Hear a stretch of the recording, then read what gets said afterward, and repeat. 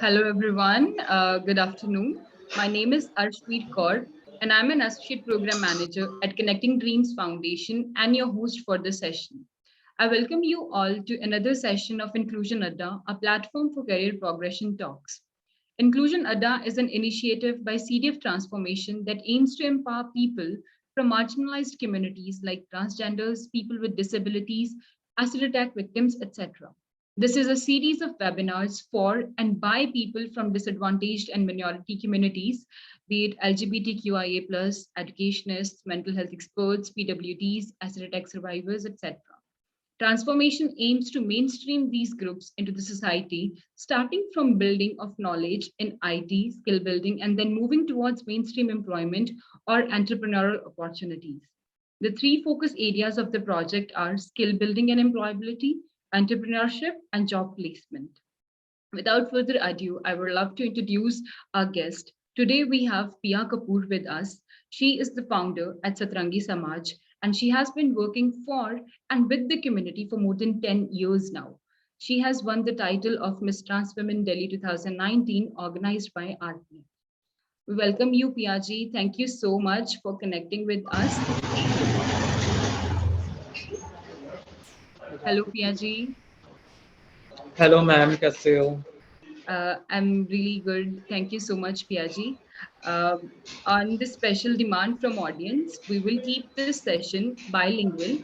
तो हम हिंदी इंग्लिश दोनों का इस्तेमाल करेंगे आपके साथ जी आगे बातचीत करने के लिए। जी पिया जी, थैंक यू सो मच हमारे साथ जुड़ने के लिए। सबसे पहले हम आपसे रिक्वेस्ट करेंगे कि आप अपने बारे में हमें बताइए, अपनी जर्नी के बारे में अब तक की, आप उसके बारे में हमारे साथ चर्चा कीजिए। सब फर्स्ट ऑफ ऑल नमस्कार सभी को। मेरा नाम प्रिया है, मैं सत्संगी समाज के फाउंडर हूँ। अगर मैं अपनी जर्नी के बारे में बात करूँ तो कहाँ से मेरी लाइफ स्टार्ट हुई थी, कम्युनिटी में आना। और कम्युनिटी से पहले अगर देखा जाए, मुझे 28 साल हो चुके हैं कम्युनिटी में, ट्रांस कम्युनिटी के साथ रहते हुए। और अगर मैं बात करती हूँ स्टार्टिंग से, सबको पता है कि क्या कहते हैं, एक ट्रांसजेंडर होना क्या क्या चीज़ें, कितना स्टिग्मा डिस्क्रिमिनेशन फेस करना पड़ता है कम्युनिटी को। और अगर मैं बात करती हूँ अपने स्टार्टिंग में, सबको पता है कि क्या कहते हैं, कहीं ना क्या कहते हैं, किसी का जन्म हुआ, सबको बहुत घर वालों को खुशी हुई, उनको लगा कि किसी एक लड़के ने जन्म लिया है, जो हर किसी को पता होता है। और इसी के साथ क्या कहती हैं, खुशी भी मनाई गई। पंजाबी फैमिली से बिलोंग करती थी, बट अगर क्या कहते हैं, शरीर लड़के का होना बट आत्मा कुछ और थी। जो दिक्कत निकल के सामने आई थोड़े टाइम बाद, क्योंकि लोगों को लगता था कि क्या कहते हैं, लड़का है, लड़कों जैसे काम करेगा, बट पॉसिबल वो नहीं हुआ। चीज़ें कुछ और हुई थी, बिल्कुल उससे अपोजिट। मुझे लड़कियों के साथ खेलना पसंद था, लड़कियों की तरह चूड़ियां पहनना पसंद था, जो मुझे शौक थे इस चीज़ के। मुझे लड़कों की तरह बैट बॉल खेलना पसंद नहीं था। मुझे जो पसंद था कि क्या कहते हैं, लड़कियों की तरह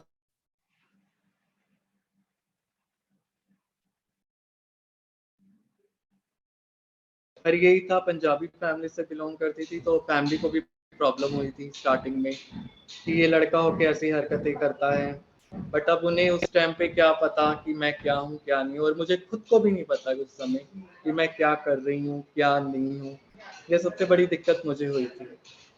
और अगर मैं बात करूँ इसी के साथ, क्या कहती हैं, स्टार्टिंग में मुझे खुद, जो मेरे क्या कहते हैं नेबर्स होती हैं, वो साफ कहते हैं, सबको पता होगा कि ट्रांस कम्युनिटी के जो लोग थे, टोली बधाई सिस्टम में लगे होते हैं, टोली बधाई करते थे।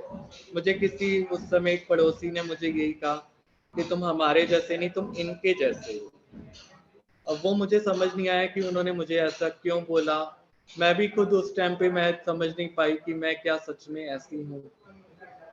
उस समय फिर मैं, जो क्या कहती हैं, किन्नर उस समय आए हुए थे टोली बधाई के लिए, उस समय मैंने उनको बोला जाके कि मैं तुम्हारे जैसी हूँ, क्या तुम मुझे अपने साथ ले जाओगे? और उन्होंने मुझे तो फिर उन्होंने मुझे पूछा, तुम्हें ऐसा किसने बोला? फिर मैंने बताया, मुझे उसने बोला, आदमी ने, कि मैं तुम्हारे जैसी हूँ। जो ये सबसे बड़ी प्रॉब्लम थी, और लाइफ जैसे कहती हैं बदल जाती है उसके बाद। मेरी फैमिली ने उस समय क्या कहते हैं, जो किन्नर थे उन्होंने मेरी फैमिली से बात की कि ऐसे किसी बच्चे को बोलना ठीक नहीं है, बट ये चीज मैंने शुरू से नहीं सुनी है अपने लिए कि मैं हिजड़ों की तरह हूँ। उन्हीं की जर्नी थी वो कम्युनिटी के साथ स्टार्ट हुई। मैं कम्युनिटी में जो हमारा डेरा सिस्टम था मैं उसमें चली गई और कम्युनिटी के साथ ही रही थी। फैमिली नहीं छोड़ी, बट एक समय ऐसा आया कि फैमिली भी छोड़नी पड़ती है उसके साथ। फैमिली छोड़ी 6-7 साल के आसपास की थी जब मैंने अपनी फैमिली को छोड़ा था। बट फैमिली ने मुझे नहीं छोड़ पाई, क्योंकि क्या कहते हैं, पेरेंट्स कभी नहीं छोड़ते उनका बच्चा जैसा भी हो, समाज छुड़वा देता है। अब वो कोई था कि मेरी फैमिली ने उस समय थोड़े टाइम बाद मुझे समझा, मुझे दोबारा डेरे से घर लेकर आए।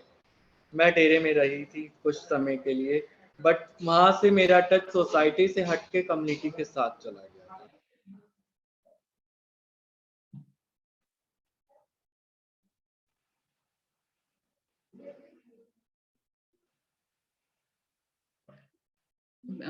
पिया जी स्कूल का जो ड्रॉप आउट था। जी मैम। हाँ नहीं नहीं, हाँ जी कंटिन्यू कीजिए, वो लैग था थोड़ा सा इंटरनेट में। आज जो मेरा क्या कहते हैं स्कूलिंग का ड्रॉप आउट जो हुआ था वो उस समय हो गया था, क्योंकि मुझे टीचर्स बैठने नहीं दे रहे थे स्कूल के अंदर। जो सबसे बड़ा मैंने डिस्क्रिमिनेशन अपनी लाइफ का जो मैंने फेस किया था कि पढ़ने का भी हमें अधिकार नहीं। ये चीज मुझे बहुत फील हुई थी उस समय। फिर उसके बाद मैंने हार नहीं मानी। जो मेरी कम्युनिटी में क्या होता है, हमारे जो हमारा किन्नर कल्चर है उसके अंदर हमारी गुरु चेला परंपरा होती है, पर इस परंपरा से पहले मैं एक किन्नर की बेटी बनी थी। उसने मुझे बेटी बनाया था और बेटी की तरह ही उसने मुझे पाला था। और उसने मुझे कहा था कि तू स्कूल मत छोड़, अगर तेरे पढ़ने का मन है तू बाहर से कहीं से पता करवाओ। मेरे पेरेंट्स को भी बोला उन्होंने कि कहीं से पता करो फॉर्म्स वगैरह का। तो जहाँ से वो फॉर्म्स निकलते थे तो मैंने ओपन से डायरेक्ट उसके बाद 7th के बाद मैंने 10th की थी, थोड़े टाइम के स्कूल के गैप देने के बाद। तो 10th की ऐसी मैंने 12th की, और इसी के साथ फिर मैंने ग्रेजुएशन कंप्लीट की थी। ग्रेजुएशन जो थी मेरी क्या कहते हैं 2008 में ख़त्म हो चुकी थी। उसके बाद आगे क्या, जॉब तो हमें कोई देता नहीं था। उसके साथ फिर हाँ मैंने किटी के साथ रह के सेक्स वर्क में भी नहीं कर पाई, क्योंकि वो मेरा, मैं वो कर नहीं पा रही थी। क्योंकि मुझे भीख मांगने से अच्छा अपना शरीर बेचना लगता है कि हम अगर अपना शरीर बेच रहे हैं तो हम उसके पैसे के बदले में हम उसे कुछ दे रहे हैं। मुझे ये काम ज़्यादा अच्छा लगा था जो मैंने उस समय, मैंने 3-4 साल तक ये काम भी किया है। उस चीज़ के साथ क्या कहते हैं, मेरी गुरु जो हुई थी उस समय, तो उन्होंने एक ऑर्गेनाइजेशन ओपन की थी जिसका नाम था किन्नर भारती करके। तो उन्होंने साफ कहा था कि अगर तूने कुछ करना है तो मेरी ऑर्गेनाइजेशन में पढ़ी लिखी है, ग्रेजुएट थी उस समय, तो मेरे इसमें क्यों नहीं किया था किन्नर भारती में। मैंने वहाँ पे 7.5 साल तक as a programme manager, counsellor, outreach worker मैंने वहाँ पे काम किया था। ये सारे पोस्ट पे धीरे धीरे मैं बढ़ती गई, और उसी के साथ ही फिर क्या कहती हैं, वहाँ पे काम करने के बाद जो हम काम करते थे वो क्या कहते हैं HIV एक अवेयरनेस के प्रोग्राम थे। क्योंकि किन्नरों की अगर हम बात करें या ट्रांस कम्युनिटी मेंबर्स की बात करें तो हमें सिर्फ HIV की फील्ड में ही बाहर काम करने का मौका मिला। बाहर तो हमें कहीं मौका ही नहीं मिला काम करने का, क्योंकि मैं काम करने के लिए भी बाहर कॉर्पोरेट सेक्टर में भी गई थी पहले किन्नर भारती ज्वाइन करने से पहले, बट वहाँ पे काम कर ही नहीं पाई ज़्यादा लंबे समय। इसी के बीच मैंने क्या कहते हैं अपने लिए फैशन डिज़ाइनिंग का भी सोचा था एक कोर्स, कि मैं ये कोर्स करना चाहूँगी, फैशन डिज़ाइनर बनने का मन था। कोर्स भी ज्वाइन किया। इंडिया का सबसे बड़ा इंस्टीट्यूट जिसे निफ्ट के नाम से जाना जाता है, मैंने वो ज्वाइन किया था। बट उसके भी सेमेस्टर मैंने 3 सेमेस्टर तक कंप्लीट किया था, और वो 3 सेमेस्टर के बाद भी वो मेरा रह गया था, क्योंकि वो भी मैंने ड्रॉप आउट कर दिया। वो भी इसलिए क्योंकि लोगों को वहाँ पे कम्युनिटी की अवेयरनेस नहीं थी, ट्रांस क्या था और किसी को पता ही नहीं था। 2008 और 9 की अगर हम बात करें, पर कहीं ना कहीं एक 377 का जजमेंट आया था दिल्ली का, जिसमें हमने क्या कहते हैं दिल्ली हाई कोर्ट से हमें जीत हासिल हुई, 377 धारा हटी, बट वहीं पर ही उस चीज को धर्म गुरु उसके अगेंस्ट थे सारे कि अप्राकृतिक है, प्रकृति के नियमों के विरुद्ध है, इसे हम नहीं मानते। बहुत सारी चीजें उस टाइम पे, कुछ पॉलिटिकल पार्टीज भी इसके जो जज का दिल्ली हाई कोर्ट का जो डिसीजन था उससे वो लोग क्या कहते हैं अलग थे, वो लोग इसके अगेंस्ट चल रहे थे। तो ये केस हमारा हाई कोर्ट में चला गया 2012 दिसंबर के अंदर। हम ये केस हार गए। सुप्रीम कोर्ट ने दोबारा कह दिया कि इस पे ये कोई क्या कहते हैं अप्राकृतिक सेक्स है, इसमें अगर आप करते हुए पकड़े जाओगे तो आपको सजा मिलेगी जो था। और ये अंग्रेजों का बनाया हुआ कानून था आज़ादी से पहले। किन्नर्स कम्युनिटी को दबाने के लिए अंग्रेजों ने जो ये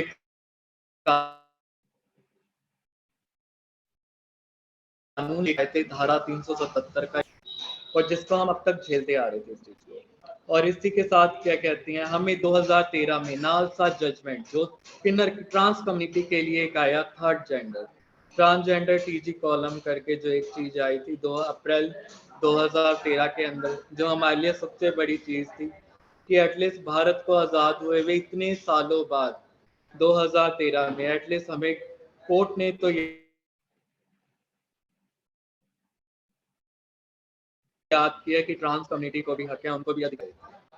जो ये अधिकार हमें मिले उसी के साथ ही फिर क्या कहते हैं 377 को लेके दोबारा से इस जजमेंट के लिए डाला गया, कोर्ट के अंदर गया।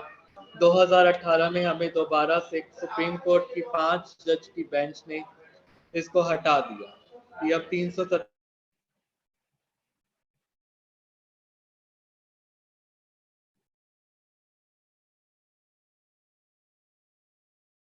और 2019 में नालसा जजमेंट को देखते हुए ट्रांसजेंडर बिल भी पास हो गया। जो ये जर्नी हमारी सारी कम्युनिटी की, बहुत सारे कम्युनिटी मेंबर्स ने इस जर्नी के लिए लड़े हैं, अपने लिए उन लोगों ने काम किया है। हम सब ने मिलके ये सारे काम तो किए, बट अभी भी हमारी कुछ बिल के अंदर हमारी कुछ पेंडिंग है जो जिससे हमारी सरकार के साथ अभी बातचीत चल रही है। जल्दी हमें इसमें भी जीत हासिल हमें जल्द मिलेगी। और इसी के साथ अगर मैं बात करूं, मैंने लव लाइफ सोसाइटी में भी काम किया है एज ए प्रोजेक्ट कोऑर्डिनेटर, 3.5 साल अभी काम कर रही हूँ कम्युनिटी के लिए। और ये जो हमारा काम था इसमें PLHIV ट्रांसजेंडर्स के लिए था, क्योंकि किन्नर्स कम्युनिटी को बोलो या ट्रांसजेंडर कम्युनिटी को बोलो, सिर्फ HIV एड्स में ही हमें काम करने का सबसे पहले मौका मिला। जैसे मैंने पहले बताया, वो मौका भी क्यों मिला, क्योंकि HIV एड्स का जो रेशो था ना वो बहुत ज़्यादा था पॉजिटिविटी का, कि ऐसा था लग रहा था कि सिर्फ ट्रांसजेंडर्स ही HIV एड्स फैला रहे हैं, पर ऐसा नहीं था। गवर्नमेंट का डेटा ये बोल रहा था, तो उन्होंने बहुत सारे CBO को स्टैब्लिश किया और उसमें काम करने का मौका मिला ट्रांस कम्युनिटी। तो आज के टाइम पे जो कम्युनिटी को एटमॉस्फेयर NGO में मिलता है वो कहीं बाहर कॉर्पोरेट सेक्टर में नहीं मिलता है, जो मिलना चाहिए कम्युनिटी को, क्योंकि काम करने का अधिकार सबका है। सबको अगर हम हक देंगे काम करने के लिए तो वो काम, क्योंकि हम ये नहीं कहते कि हम किससे कमजोर है, हम आदमी और औरत से भी ज्यादा स्ट्रांग है। अगर मैं कोविड-19 की बात करूं, लॉकडाउन लग गया था, सब अपने घरों में कैद हो गए थे। हम तो 70 सालों से कैद चल रहे थे, हमें तो किसी ने नहीं बोल दिया क्या कहती हैं कि तुम किसी से बात करो या बाहर निकलो या कुछ भी था। हमें तो तब भी यही अकेले रहना तो हमारा शुरू से ही रहा है। चाहे हम कम्युनिटी के माँ बाप होते हैं, अगर उनका कोई बच्चा इस तरह का निकल जाए तो वो घर से बाहर निकाल देते हैं, पर बहुत कम माँ बाप हैं। और मैं ये कहूँगी कि मैं लकी हूँ, शायद मुझे ऐसे माँ बाप मिले जिन्होंने अपने इस ट्रांस बच्चे को अपने पास रखा और उससे अपने, क्योंकि सबसे पहले अगर लड़ाई अगर हम देखा जाए ना तो हमारी फैमिली से ही शुरू होती है। अगर हमने फैमिली को अगर लड़ाई जीत ली तो हम अपनी दुनिया सोसाइटी में तो हम लड़ाई वैसे ही जीत जाएंगे, क्योंकि सबसे बड़ा सपोर्ट होता है फैमिली का। बिल्कुल पिया जी। पिया जी, जैसे जी आपने हमारे साथ अपनी personal and professional journey share की और काफ़ी उतार चढ़ाव भी आपने शेयर किए। तो जैसे आपने बिल्कुल, ये बहुत अच्छी बात है कि आपके पेरेंट्स, आपकी फैमिली बहुत सपोर्टिव थी। बट यहाँ पे पिया जी मैं आपसे पूछना चाहती हूँ कि जो हमारा LGBTQIA+ कम्युनिटी, जो आपका सपोर्ट सर्कल, उनका क्या रोल रहा है आपकी लाइफ में? मैम, कम्युनिटी का जो रोल है, कम्युनिटी के लिए काम करना, ये सबसे बड़ी चीज़ थी। कम्युनिटी हमारी कहीं ना कहीं, क्योंकि हम कम्युनिटी के साथ है, कम्युनिटी के बीच में रह के हम लोग काम करते हैं। कम्युनिटी तो हमारी सपोर्ट करती है। ऐसे बहुत सारे लोग लाइफ में आए हैं जिन्होंने सपोर्ट किया है, कम्युनिटी के हैं और कर रहे हैं और आगे भी करेंगे। बिल्कुल, बिल्कुल प्रिया जी। ये बखूबी आपने बहुत अच्छी बात बोली है। जब हमारी कम्युनिटी ही हमारा सबसे बड़ा सपोर्ट होता है फैमिली मेंबर्स के बाद। तो ये हम हमारी जितनी भी बात इससे पहले भी हुई है, तो LGBTQIA+ कम्युनिटी का बहुत अच्छा रोल रहा है ट्रांस पर्सन्स को सपोर्ट करने के लिए, एंड यही आपने भी जैसे शेयर किया। प्रिया जी, आप HIV अवेयरनेस के बारे में बात कर रहे थे, एंड जैसे आपने बताया कि आप TI project and Vihaan project में आपने काम किया है HIV अवेयरनेस के बारे में। तो आप उसके बारे में हमें थोड़ा-सा बताइए, ये दोनों प्रोजेक्ट्स के बारे में। हाँ मैडम, HIV की अगर मैं बात, जो TI प्रोजेक्ट है, ये NACO का प्रोग्राम है, नेशनल एड्स कंट्रोल ऑर्गेनाइजेशन, और मैं जो इसका पार्ट रही हूँ किन्नर भारती में एज ए मैनेजर। मैंने TI टारगेटेड इंटरवेंशन प्रोग्राम का नाम था, जिसमें मैंने एज ए मैनेजर काम किया है। इसमें काम में HIV का, जैसे मैंने अभी पहले शेयर किया, कि हमें मौका यहीं पर ही मिला काम करने के लिए, क्योंकि गवर्नमेंट को भी नीड थी ट्रांस कम्युनिटी के साथ कैसे काम किया जाए। ट्रांस कम्युनिटी के साथ कम्युनिटी वाले ही काम करें तो ज़्यादा अच्छा है, क्योंकि बाहर लोगों को नॉलेज नहीं है कि LGBT की भी अगर मैं बात करूँ तो ये कम्युनिटी क्या है। सबसे बड़ी प्रॉब्लम तो यहीं पर ही थी। हम हॉस्पिटल में जाते थे HIV का टेस्ट कराने के लिए, वहाँ पे इतना स्टिग्मा डिस्क्रिमिनेशन होता था, उसके बारे में मैं क्या बताऊं, क्योंकि ये तो हमने स्टिग्मा और डिस्क्रिमिनेशन, हम घर से बाहर जब निकलते हैं ना, ये दोनों चीजें हमारे साथ साथ चलती हैं, और हमें इन सारी चीजों को फेस करके अपने आप को तब भी एज ए स्ट्रांगली काम करना, ये हमारा सबसे बड़ा मोटिव है। सबसे बड़ा कॉन्फिडेंस हमारे अंदर ये चीज का है कि कुछ भी हो जाए, हमने कम्युनिटी के लिए काम तो करना ही है। क्योंकि HIV एड्स एक ऐसी बीमारी थी उस समय, लोग उसमें इस बीमारी से बहुत सारे हमने अपने कम्युनिटी मेंबर्स को खोया है। अब वो नहीं खोना चाहते इस बीमारी की वजह से कि हमारे कम्युनिटी मेंबर कि किसी की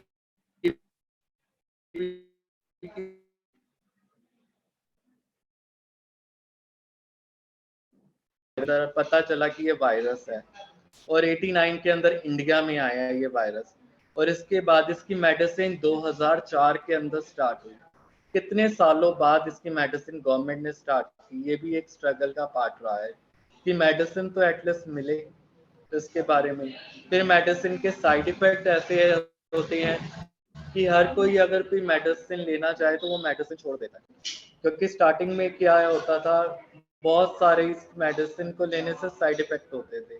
और ट्रांस कम्युनिटी क्या होती है, क्या कहते हैं, अब हमें अपने शरीर को चेंज करना है, हार्मोन्स थेरेपी पे रहते हैं, हार्मोन्स लेने होते हैं, और उसके ऊपर क्या कहते हैं HIV एड्स हो जाए, कितना इसका मेडिसिन का डोज था, कितने mg का लेना, और इतने बड़े साइड इफेक्ट्स को झेलना, ऊपर से हार्मोन्स के लिए भी लेके मेडिसिन पे भी अगर हम होते हैं तो हमें डबल साइड इफेक्ट्स फेस करने होते हैं उस टाइम। हमारी बॉडी इसके लिए तैयार नहीं होती, जो ये सबसे बड़े इश्यूज थे। और ये जनरल कम्युनिटी को नहीं पता कि हार्मोन्स के कौन से मेडिसिन हम ले रहे हैं, कौन सा इंजेक्शन हम ले रहे हैं, ये सबसे बड़ी प्रॉब्लमेटिक थी। और बिहान के अंदर काम करना, ये PLHIV ट्रांसजेंडर्स के लिए था कि उनको सपोर्ट करना, वो मेडिसिन पे रहे, मेडिसिन ना छोड़ें, क्योंकि सबको हक है इस चीज़ का कि क्या कहते हैं, उन सबको अपने स्टेटस का पता होना चाहिए। जिनको स्टेटस पता है, अगर वो पॉजिटिव हैं तो वो मेडिसिन पे होनी चाहिए, और मेडिसिन पे होने के बाद वो कंटिन्यू मेडिसिन लें, मेडिसिन ना छोड़ें। क्योंकि हमारी कम्युनिटी में क्या होता है, लोगों को लगता है मुझे लड़की बनना है, हार्मोन्स की मेडिसिन पहले ले लेंगे, अगर वो PLHIV है तो वो HIV की मेडिसिन नहीं लेगा, जो सबसे बड़ा प्रॉब्लमेटिक हमारी इस कम्युनिटी के अंदर ये चीज़ रहती है। तो वो कम्युनिटी को लेके उस हिसाब से उनकी काउंसलिंग करना, उनके काउंसलिंग प्रोसेस स्टार्ट करवाना कि वो बस किसी भी तरह की मेडिसिन ना छोड़े, इम्पॉर्टेंट अपनी, अगर वो PL-HIV है तो इस मेडिसिन को छोड़े, और जितनी भी अपकमिंग जनरेशन है एटलीस्ट वो अपनी फैमिली को समझाए कि वो उसको घर से बाहर ना निकाले। अगर किसी का बच्चा ऐसा है उसको एक्सेप्ट करे, ये सबसे बड़ी बात है, क्योंकि ये चीज़ एक्सेप्ट करना ही सबसे बड़ी बात है। क्योंकि फैमिली वाले, अगर उनका बच्चा ऐसा कोई निकल जाता है LGBT से, या वो ट्रांस कम्युनिटी में जाना चाहता है, उसको जाने दे और उसको समझे और उसको अपनाए, ना कि उसको घर से बाहर निकाल दे। बिल्कुल पिया जी थैंक यू सो मच आपके सभी एफर्ट्स के लिए जो आप ये HIV अवेयरनेस कैंपेन्स में आपने काम किया है। एंड आपने बिल्कुल बहुत राइटली पॉइंट आउट किया है ये कि आप ट्रांस कम्युनिटी का पार्ट होकर आपको हमसे ज़्यादा इंफॉर्मेशन है, आपको हमसे ज़्यादा जानकारी है और आपको हमारे से ज़्यादा सेंसिटाइजेशन है कि ट्रांसजेंडर्स के लिए HIV awareness and HIV medicine retention के लिए मतलब आप हमसे बाखूबी ज़्यादा अच्छे से काम कर सकते थे। एंड आपने अपनी कम्युनिटी के लिए एफर्ट्स उठाए एंड आपने इतना आई रिमेम्बर जैसे आपने बताया कि आपने 2 साल के लिए HIV अवेयरनेस के साथ काम किया है, तो ये कमेंडेबल एफर्ट्स हैं आपके। बिया जी आगे बढ़ते हुए मैं आपसे ये पूछना चाहती थी जब आपने बताया कि स्कूल लाइफ में आपकी काफ़ी डिस्क्रिमिनेशन रहा है, आपने बहुत डिस्क्रिमिनेशन फेस किया है, टीचर्स आपको क्लास में नहीं मैम डाँटते आपकी वॉइस ब्रेक हो गई, आप थोड़ा रिपीट करेंगे? हाँ जी पिया जी अभी आप सुन पा रहे हैं मुझे? जी मैम।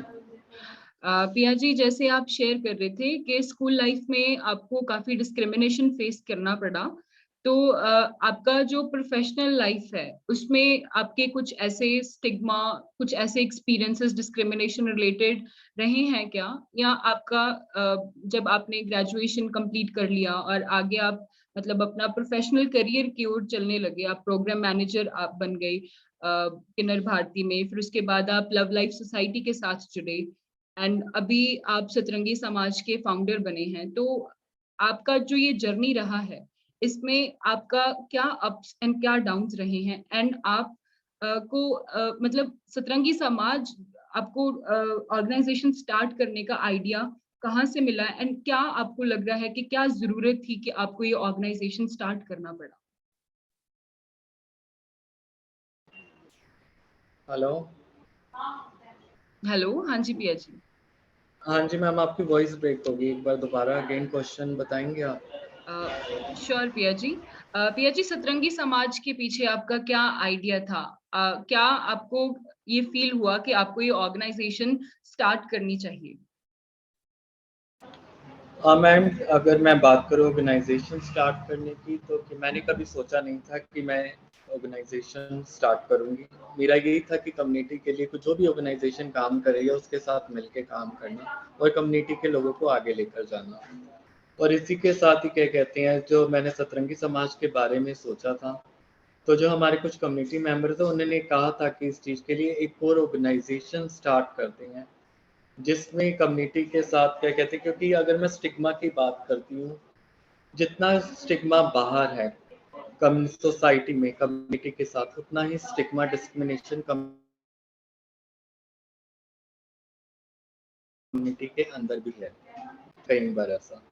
तो इस चीज़ को ध्यान में रखते हुए सतरंगी समाज के बारे में सोचा और कुछ हम कम्युनिटी मेंबर्स ने मिलके इसकी नींव रखी और इसको हमने स्टार्ट किया। और ये इसे स्टार्ट करने के पीछे हमारा यही था कि जितने भी हमारी अपकमिंग जनरेशन होंगी LGBTQI कम्युनिटी, क्योंकि सभी के लिए, सिर्फ स्पेशली ट्रांस कम्युनिटी के लिए नहीं, सभी के लिए हम सबको आगे लेके चलेंगे साथ में। हमारे लिए कोई भी छूटना नहीं चाहिए, चाहे वो कोई भी हो। क्योंकि चाहे वो अगर एक चीज़ है, क्या कहते हैं, कल्चर से जब मैं जुड़ी थी, क्योंकि मैं खुद गुरु हूँ, मेरे खुद के बहुत सारे चेले हैं, ये हमारा कल्चर है। अब मेरे चेलों में कुछ पढ़े लिखे भी हैं, कुछ अनपढ़ भी हैं। अब मैं पढ़े लिखों को नहीं एक को साथ लेके चलूँगी तो अनपढ़ छूट जाए, तो ये सबसे बड़ी चीज़ गलत होगा। मुझे तो सबको ही लेके जाना है। और इसी के साथ फिर यही सोच के साथ मैंने सतरंगी समाज की नींव रखी थी और इसको मैं आगे लेके जाऊँगी और मैं लेके जा रही हूँ। बिल्कुल पिया जी, बिल्कुल। Thank you so much for sharing this with us. पिया जी, आप सतरंगी समाज के अंडर अभी क्या एक्टिविटीज़ कर रहे हैं? आप कैसी कम्युनिटी को अवेयर कर रहे हैं कम्युनिटी के साथ, और कम्युनिटी के लिए अभी आप सतरंगी समाज के फाउंडर बन के अभी अ, किस चीज़ में अभी आप पार्ट हैं? आप प्लीज़ उसके बारे में हमें थोड़ा-सा बताइए। सतरंगी समाज में अभी के लिए जो हमारे प्रोग्राम चल रहे हैं वो कम्युनिटी के लिए स्किल बिल्डिंग के प्रोग्राम चल रहे हैं, जिसमें हम कम्युनिटी को क्या कहते हैं, बेसिक कंप्यूटर, बेसिक इंग्लिश का हम कोर्स करवाते हैं और इसको हम आगे लेके चल रहे हैं। और इसके लिए मैं यही कहूँगी, जो कनेक्टिंग ड्रीम फाउंडेशन है सतरंगी समाज के लिए एक मदर एनजीओ की तरह काम कर रहा है, उसको सपोर्ट कर रहा है। और उसके लिए मैं तहे दिल से अमित सर और सिमी मैम का शुक्रिया अदा करूँगी कि वो इस चीज़ के लिए सपोर्ट कर रही हैं। और इसी के साथ कम्युनिटी को जॉब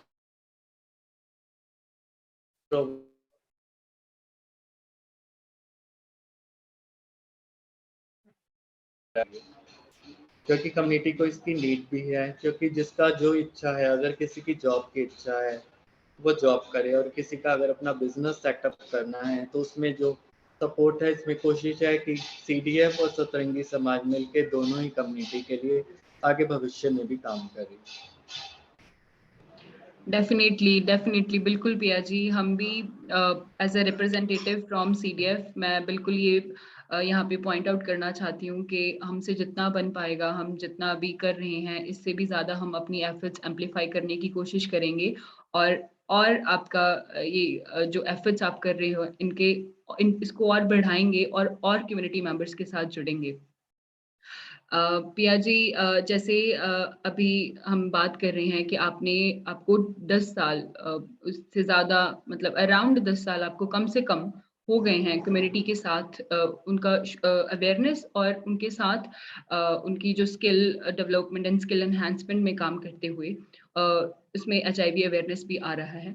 तो ये आपका जो एक्सपीरियंस रहा है, इसके बेसिस पे जो अभी यंग इंडिविजुअल्स हैं, जो अभी अपने आप को आइडेंटिफाई कर रहे हैं या फिर अभी कंफ्यूज्ड हैं अपनी आइडेंटिटी के बारे में, तो आप उनको क्या एडवाइस देना चाहते हैं अपने खुद के एक्सपीरियंस से, अपनी लाइफ जर्नी के हिसाब से?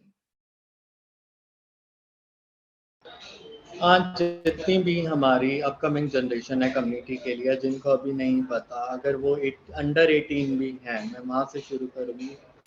मैं उनके लिए, मेरा एक यही मैसेज रहता है, क्योंकि हम कम्युनिटी वाले हैं, हमें पता होता है कि कौन कम्युनिटी मेंबर है, कौन नहीं है। और उसको भी क्या कहते हैं, पता होता है कहीं ना कहीं, क्योंकि एक अटैचमेंट दिल से ही होता है अगर कोई सामने वाला, उसे कोई कम्युनिटी मेंबर मिल जाता है, क्योंकि अपने आप ही उससे बातचीत शुरू हो जाती है। एक वो क्या कहते हैं, ट्रस्ट वाला बॉन्ड जो है वो अपने आप बन जाता है जब हम किसी नए मेंबर से मिलते हैं। उसी में यही होता है कि क्या कहते हैं, और जब ट्रस्ट वाला एक बॉन्ड बन जाता है तो कुछ बातें शेयर होती हैं। वो हमें भी बताता है अपनी प्रॉब्लम्स के बारे में कि फैमिली को कैसे होता है। मेरा सबका यही रहता है समझाने का कि कभी भी अपनी फैमिली मत छोड़ो, फैमिली में ही रहो, क्योंकि फैमिली एक ना एक दिन एक्सेप्ट जरूर करेगी, क्योंकि माता पिता हमेशा एक्सेप्ट करती हैं। सोसाइटी उसमें मैं जरूर कहूँगी सबसे बड़ा, अगर कहा जाए, पंगा जो डालते हैं या क्लेश जो डलवाते हैं, ये लोग हर फैमिली में मिलेंगे, कहीं पर भी चले जाएं, पर उस प्रॉब्लम को फेस करें। अब लोगों को ये लगता है अगर किसी का बच्चा गे है तो उसको एक बीमारी है, बीमारी के नाम से उसे जोड़ दिया जाता है, जो ये सच नहीं है, ये उसकी फीलिंग्स हैं। उसकी फीलिंग को समझो। अगर यही चीज, अगर फैमिली उस चीज को सपोर्ट करे, वो उसका बच्चा कहाँ से कहाँ पहुंच जाएगा। क्योंकि हमारी तो आधी, अगर हम कहें, हमारी आधी ताकत तो हमारी फैमिली के साथ ही होती है। जब वो सपोर्ट नहीं करती, हम अंदर से कितना टूट जाते हैं वो हम जानते हैं। हम किसी को खोल के अपना दर्द नहीं बताते कि हमारे साथ फैमिली में ये हो रहा है, वो हो रहा है। कई बार बच्चों को मारा पीटा भी जाता है। अभी रिसेंटली एक केस हुआ था किसी 15-16 साल के बच्चे का, फरीदाबाद में, सबने सुना भी था कि उसके बच्चे को एक गे गे कह के चिढ़ाते थे स्कूल में उसके साथ हरसमेंट भी हुआ, और हार के उस बच्चे ने सुसाइड कर लिया, क्योंकि स्कूल में उसकी टीचर्स ने नहीं सुना। उसकी मदर ऑलरेडी उसी स्कूल में टीचर थी, बट प्रिंसिपल ने उनकी एक बात नहीं सुनी। कहीं ना कहीं मैं यही कहूँगी कि उनको कम्युनिटी की अवेयरनेस नहीं थी। एटलीस्ट स्कूल में ही ये सारी चीज़ें होती हैं। स्टार्टिंग जो डिस्क्रिमिनेशन की बात की जाए तो वो स्कूल से ही शुरू हो जाती है। अगर स्कूल टाइम में अगर मैं ये नहीं कहती कि 5th स्टैंडर्ड से शुरू करो, एटलीस्ट बच्चों को बताना तो शुरू करो कि ये चीज़ भी फीलिंग्स होती है, कम्युनिटी है, ट्रांस कम्युनिटी के बारे में एटलीस्ट बताना तो बताएं तो सही। तुम एकदम कह दे नहीं नहीं, एक चीज कहा जाता है अगर किसी का बच्चा गे भी है होता है तो उसको यही कहा जाता है तू छक्का है, तू हिजड़ा है। क्यों एक डायरेक्टली उसे ट्रांस कम्युनिटी में डाल दो? सारे के सारे ट्रांस तो बनते ही नहीं है, पर सोसाइटी है एक ही टैग दिया हुआ है तुम छक्के हो, चाहे वो बेशक नहीं होगा पर उन्होंने नाम दे दिया है। वो नाम क्यों देना?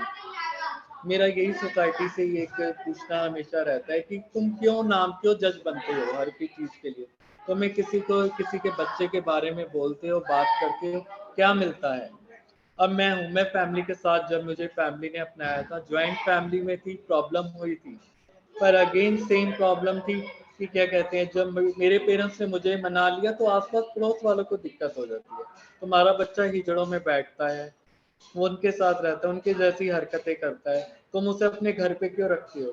पहले उनसे ये तो पूछा जाए, भैया मैं तुम्हारे घर पे थोड़ा ना रह रहा हूँ, अपने घर पे रह रही हूँ, तुम्हें क्या दिक्कत है कि किसी के घर में क्या हो रहा है क्या नहीं हो रहा? अपने घर का पता नहीं, दूसरे के घर में झांकना जरूर है कि उसके घर में क्या हो रहा है। ये झांकने वाला जो सिस्टम है ना, यही प्रॉब्लम करता है। और सबसे बड़ी दिक्कत है, अगर किसी के पेरेंट्स को ये बोला जाए तुम्हारा बच्चा हिजड़ा बन गया, ट्रांस कम्युनिटी में चला गया, ये सबसे बड़ा कमेंट होता है। क्यों ट्रांस कम्युनिटी वाले की क्या अलग से वो एलियन है जो धरती से उतर के आए हैं? ये चीज होती है जो एक नाम दे देते हैं हर एक चीज के लिए कि हाँ ये ऐसे हैं, इनसे दूर रहो।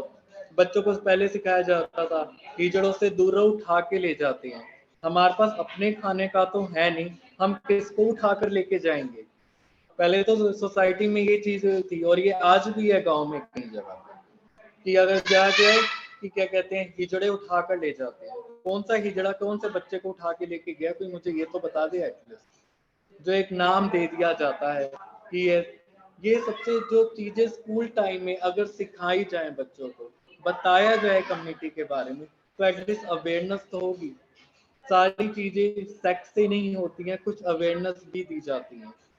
10th वाले हैं, 9th स्टैंडर्ड से अगर हम स्टार्ट करें, 9th 10th 11th 12th 4 साल में अगर एक सब्जेक्ट ट्रांस कम्युनिटी का लेकर ऐसे जोड़ दिया जाए अवेयरनेस के लिए, तो क्या प्रॉब्लम है? क्योंकि ये आज की तो है नहीं चीज।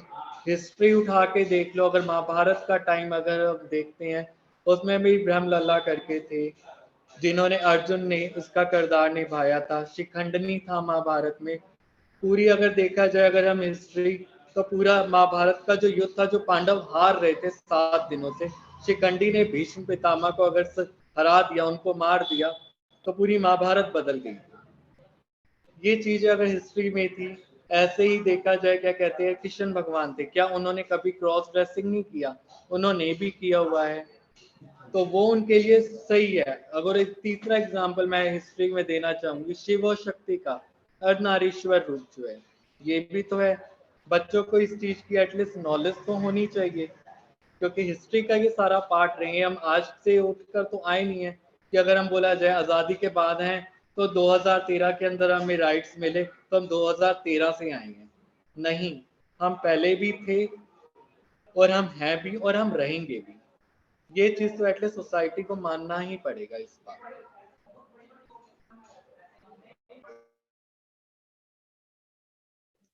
बिल्कुल पिया जी, आपने बहुत वैलिड पॉइंट्स उठाए हैं।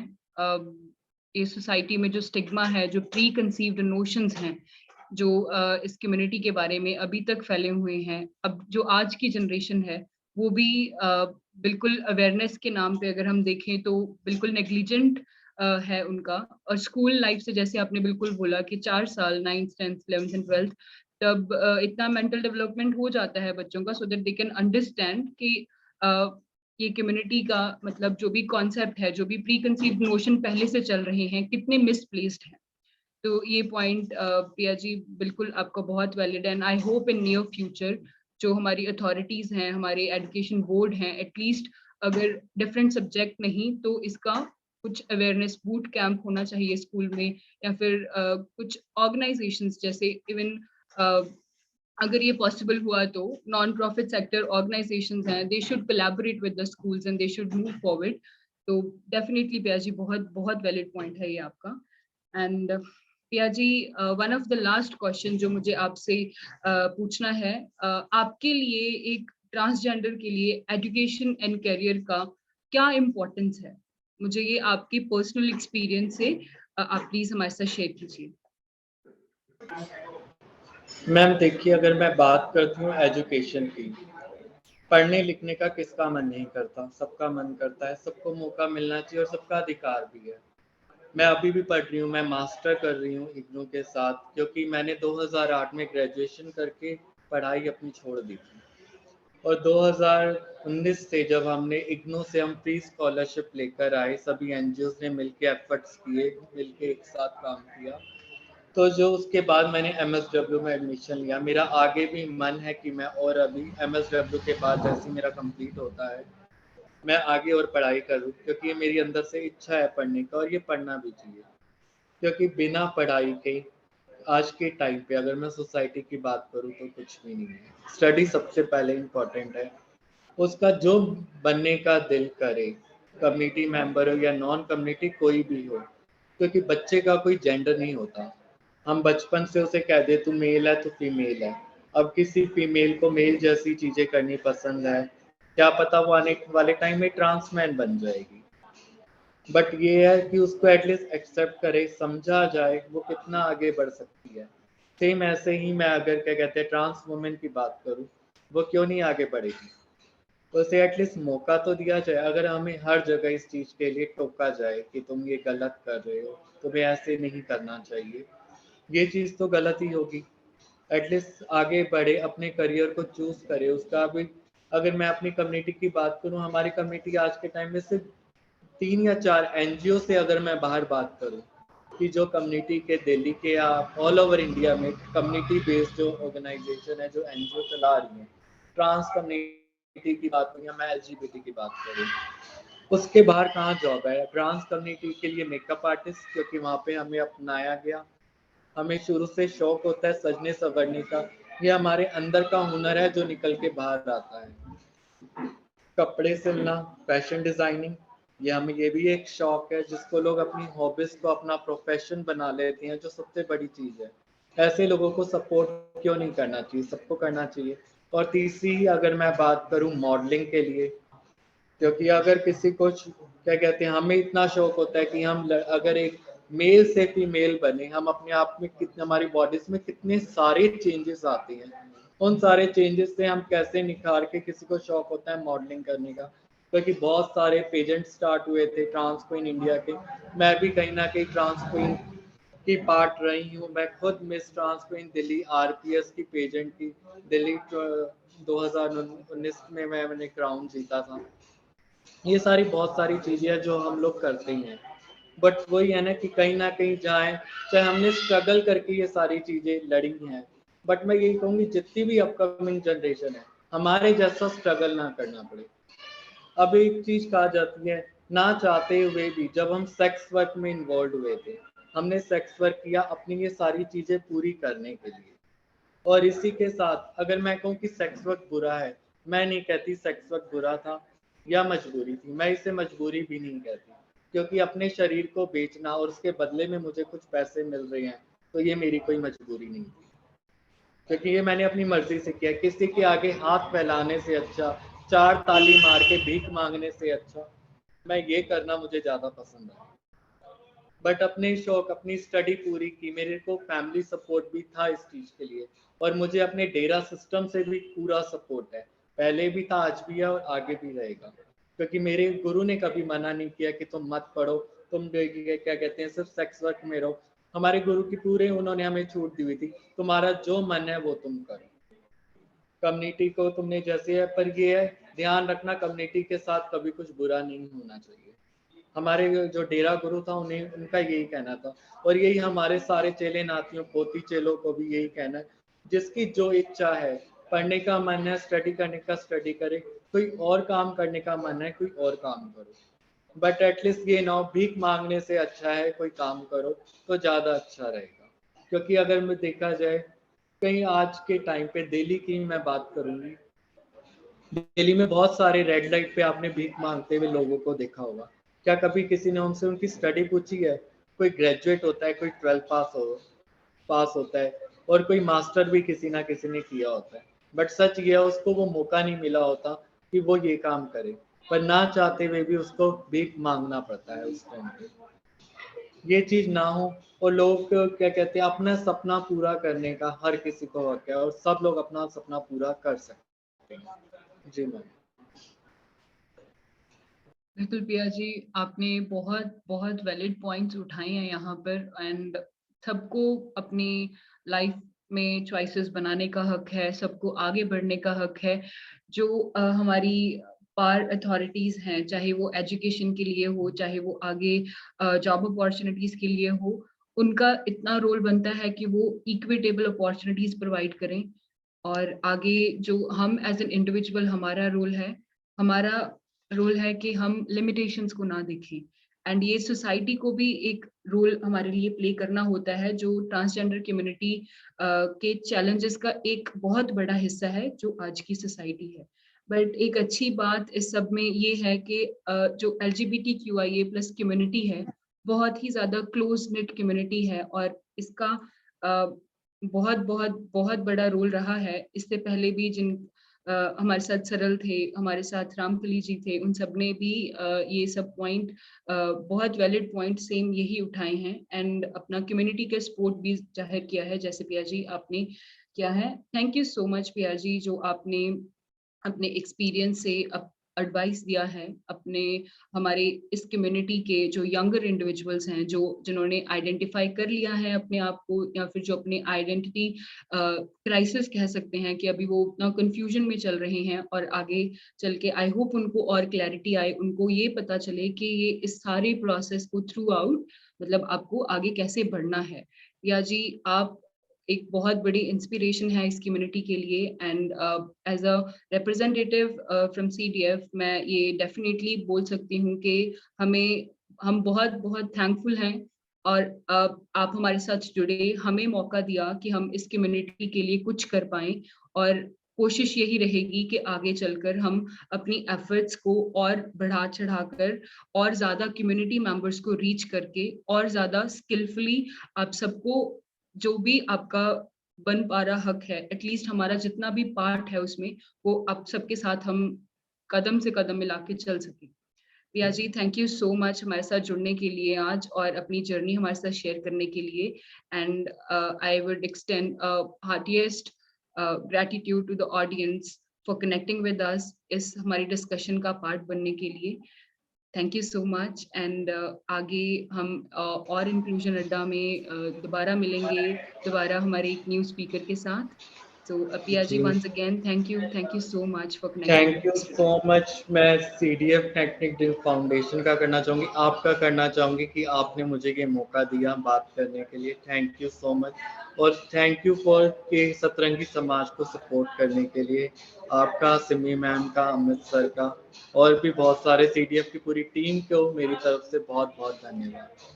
थैंक यू, थैंक और यू जो पिया भी इस जी, मीटिंग में थैंक यू। ज्वाइन हुए हैं उन सबको मेरी तरफ से थैंक यू, मुझे मौका दिया आज अपनी बात कहने का और अपनी लाइफ के बारे में कुछ चीज़ें शेयर करने के लिए। Thank you. Thank you, thank you Priya ji. Piya All the ji. best. Thank you. Thank you Akul sir, thank you so much for all the Thank you audience for so much. Joining. हम अगले inclusion अड्डा पे आप सबके साथ दोबारा मिलते हैं। तब तक के लिए सब अपना ख्याल रखें, stay healthy, take care of yourself. Thank you.